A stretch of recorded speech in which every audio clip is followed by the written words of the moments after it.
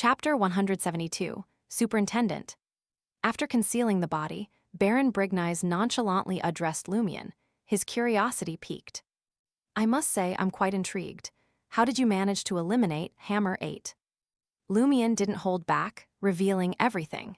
He retrieved an empty metal canister and placed it on the table before him. "What's this?"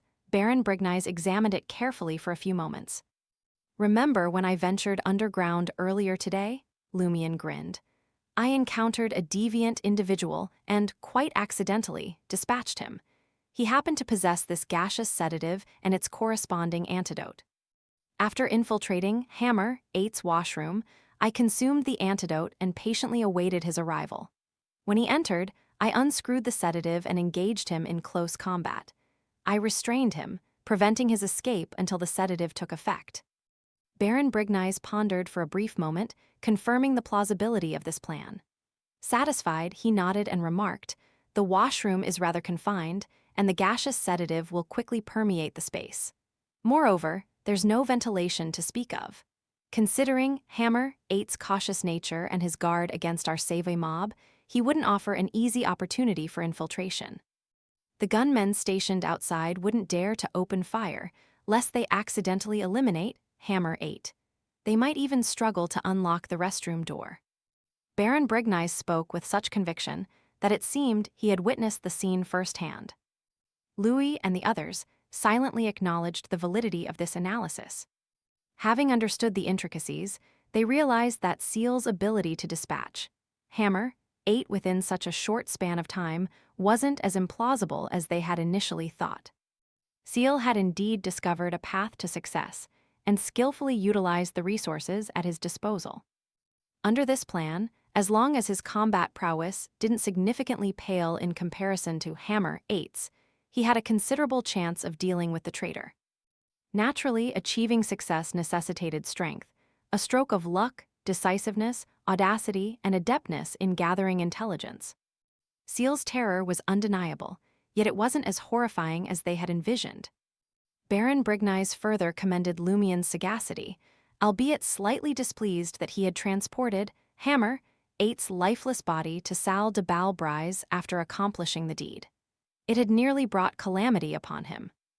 Nevertheless, Baron Brignize harbored no intention of reprimanding him. Upon reflection, he realized that the fault lay primarily with himself. "It seems I habitually exude an excessive air of confidence and intellect, as if nothing can perplex me. No wonder he assumes that I can provide ample protection and remain unafraid of Black Scorpion Roger. I even proposed this operation. It's only natural for him to believe that I've already made all necessary preparations." As they conversed, time slipped away.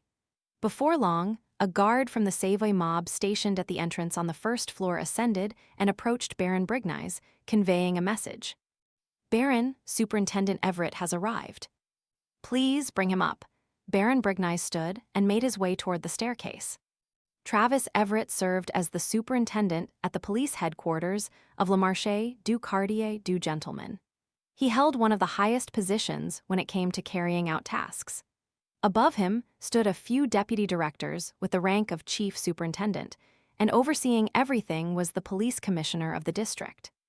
Baron Brignize enjoyed conversing with Everett. Emperor Roselle's words described him as the epitome of a Mr. Nice Guy. He preferred not to delve into the truth, simply hoping for harmonious interactions and a lack of trouble. He possessed a remarkable ability to resolve conflicts between the mobs in the market district. 10 seconds later, the officer led his two subordinates into the cafe on the second floor. Travis Everett appeared to be around 30 years old and stood nearly 1.75 meters tall. His black hair was cropped short, and he wore glasses with relatively large black frames that framed his blue eyes. His chin was slightly broad. Dressed in a black police uniform, his epaulets showcased 5-petaled irises in silver white against the black background. This indicated his rank as a superintendent. If there were 7 petals, he would hold the rank of chief superintendent, and above that, an off-white diamond square.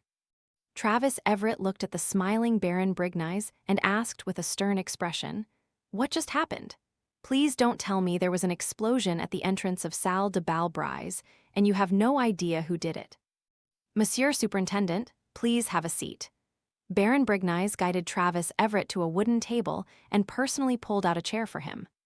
Lumian, disguising himself as one of the thugs alongside Louis and the others, stood behind Baron Brignize, avoiding direct confrontation with the officers to prevent recognition as a wanted criminal. Baron Brignize picked up his mahogany pipe and gazed at Travis Everett across from him. With a grave expression, he spoke, "Hammer 8 is dead. I was concerned that Black Scorpion Roger would go into a frenzy, so I detonated the explosives and drew everyone's attention. Rest assured, Monsieur Superintendent, I carefully chose the location of the blast. I didn't harm or seriously injure anyone." Travis Everett raised his right hand, adjusted his black-framed glasses, and pointed at Baron Brignize. "Can you all refrain from causing so much trouble? The parliamentary election is taking place next week. Do you want us to embarrass ourselves in front of our future superior? I don't care about your intentions, nor do I wish to know your motives. All I desire is a peaceful market district. If something similar occurs again, I will propose to Monsieur Eimerk that Bureau 8 and the two churches form a joint investigative team to handle your Save mob." Eimerk served as one of Trier's police commissioners, overseeing Le Marché du Quartier du Gentleman. Travis Everett did not mention the death of Hammer 8 directly, but he employed it as a warning to Baron Brignize. Baron Brignize responded with a smile, "Monsieur Superintendent, fear not. For the next 2 weeks, we shall strictly adhere to the law. I am merely concerned about the poison spur mob." Travis Everett nodded and let out a sigh. Emperor Roselle proclaimed that peace brings prosperity. If you do encounter any disputes, you can seek me out for a tribunal. He then turned to the two lower-ranking officers beside him and said, "Let us return now and find someone to keep a close watch on the leaders of the poison spur mob. We must ensure they behave." The superintendent rose from his seat and extended his arms. "Praise the sun." "Praise the sun." Baron Brignize also stood up, echoing the sentiment. As Travis Everett and his companions descended the stairs, Lumian muttered quietly to himself, "Do people in positions of power always enjoy quoting Emperor Roselle? We lower-class individuals are different. We curse and use crude language as needed. The sense of a sentence doesn't depend on who utters it." Nearly half an hour later, Baron Brignize turned to Lumian and spoke. "Black Scorpion, Roger, and the others should be under surveillance. There is no immediate danger. You may return to Auberge du Coq Doré to rest now. Come here at 10:30 a.m. tomorrow. I will take you to meet the boss." "All right," Lumian replied with a smile. "Thank you, Baron." He then inquired, "According to the rules, since I was the one who killed Hammer 8, all his belongings belong to me, correct?" "That is correct," Baron Brignize confirmed, displaying a generous nature when it came to such matters. He motioned for Louis to bring over the black revolver, bullet bag, bayonet, and stack of intelligence. "These are yours as well."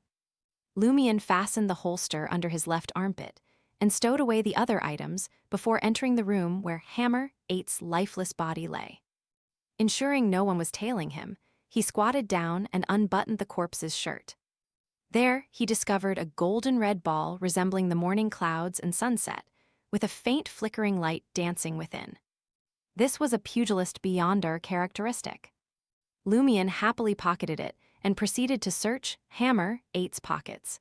He found 116 Verle d'Or and 17 Coppet notes and coins, along with a pair of boxing gloves made of steel-like material, adorned with several sharp spikes. For Lumian, this bounty far exceeded the satisfaction of hunting Margit. On his way back to Auberge du Coq Doré, only sporadic gas street lamps illuminated the path.